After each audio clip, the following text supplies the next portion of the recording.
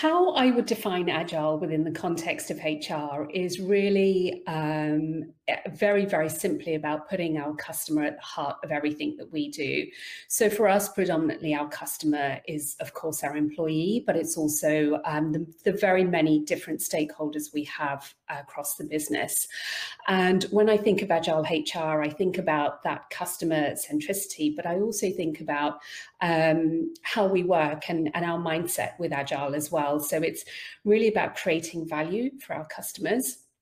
And it's about creating value incrementally as well. So we don't always have to wait for our next program of work to be perfect and to be ready to go. We can, release that value incrementally as we go. And it's also about creating feedback loops with our work as well. So going back to our employee population and asking for their feedback through surveys or through focus groups, for example, but never sitting on our laurels and thinking that once we've delivered a piece of work, that's it, it's done.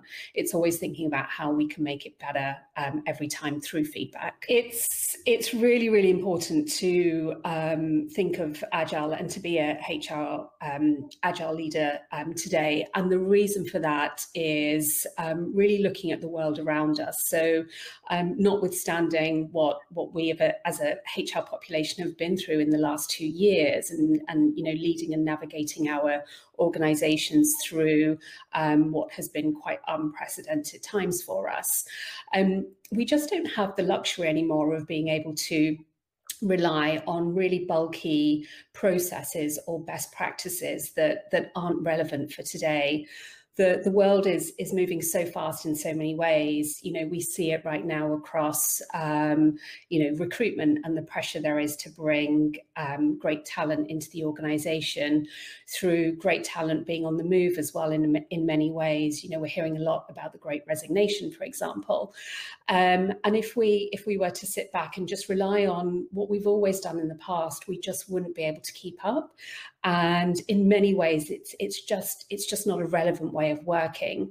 So the importance of Agile HR, today is very much about being able to iterate, being able to adapt to the circumstances around you and the changes around you, so that the product that we deliver as HR practitioners is really relevant and is not something that's archaic and clunky and belongs to another day and age. So the skills that you need really today to be a Agile HR practitioner are really to be quite humble. So I'm speaking from an attitude or character point of view. It's being really humble and recognizing that it's impossible to know everything and it's impossible to know the answers to everything.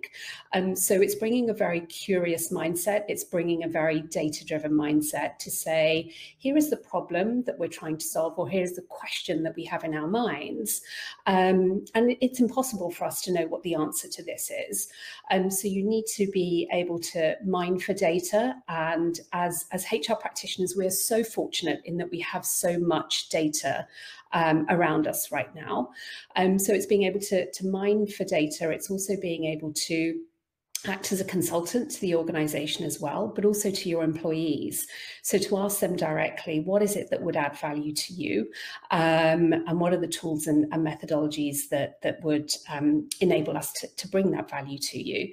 So there are a number of different things, but I think more than anything, it's curiosity, it's being able to ask for feedback as well, good or bad, and being able to adapt your work and your product based on that feedback that you get. So I've not worked yet in an organisation where the Agile mindset was already in place, but can HR be the first ones to go with an Agile mindset? I would say yes. I would say that the HR team, the HR leader need to be really, really clear with their stakeholders and with those who input into their work, what it is they're doing and why. And sometimes it can be quite hard to articulate, and sometimes you do just need to go ahead and do it and then, rather than, seek permission, you seek forgiveness afterwards. But I think there is definitely an opportunity for HR teams to be pioneers in this space. But it does come with education. And I think where, particularly in more traditional organizations, for example, where they've expected to, be given or handed a piece of work from HR, the role that the organisation or your business partners would be very different, because we'd be involving them within the creation of a product, for example, rather than just handing something to them at the end. And I think that becomes incredibly powerful from an organisational perspective, because people have been, your stakeholders have been part of the creation of that product as they go.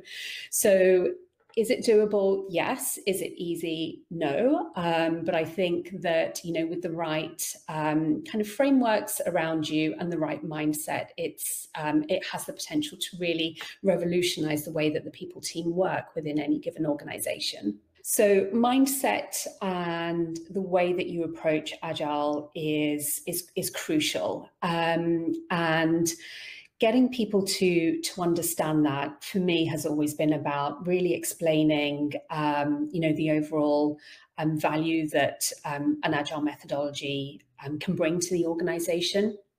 And sometimes it's best shown through examples. So actually taking somebody through the process so that they can see the value that it brings. But that, in the real world, everyone's running at 100 miles per hour. It's not always possible. So I would always say to any HR team, go for it, and educate people as you go, bring them in, and at any stage of the creation of a new product, be that onboarding or refreshing recruitment or whatever the case may be, educate people incrementally as well, very much in the ethos and keeping with Agile methodology. But, train people as you go, particularly your business stakeholders around you. And that sometimes through that, gradual bit by bit, education and training, it can be the best way to bring people with you.